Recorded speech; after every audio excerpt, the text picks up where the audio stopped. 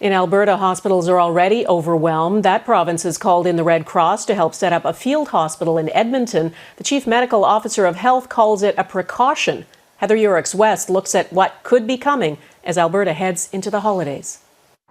It's a building known by many names, officially called the Universiade Pavilion, dubbed the Butterdome because of how it looks. Soon it will house a field hospital, though Alberta officials aren't calling it that. AHS is also working with the Canadian Red Cross to set up an alternate care centre at the Butterdome on the University of Alberta's campus. Whatever you call it, the 100-bed facility is being constructed because of COVID-19. Alberta has seen the number of COVID patients in hospital double every 3 weeks since early November. On November 2nd, there were 119 patients in acute care and 28 in ICU. 6 weeks later, those numbers grew to 610 and 139.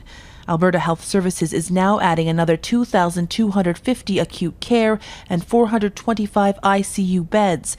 But there are fears that even with new restrictions, these beds could soon fill as well. We can expect hospitalizations and intensive care unit admissions to continue to go up for the next several weeks here in Alberta, even if the daily numbers begin to plateau. So we have to prepare for what we know is coming.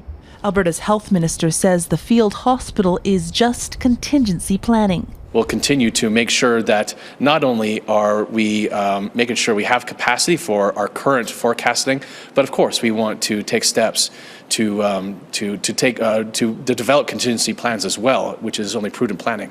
Now, there are signs that recent restrictions in Alberta are working, but if people gather next week over Christmas, all that progress could be wiped out. My concern is that in about 2 weeks, I suspect that we're going to see another surge similar to what happened after Thanksgiving. A post-holiday bump could be more than enough to push a struggling health system over the edge. Heather Yourex-West, Global News, Calgary.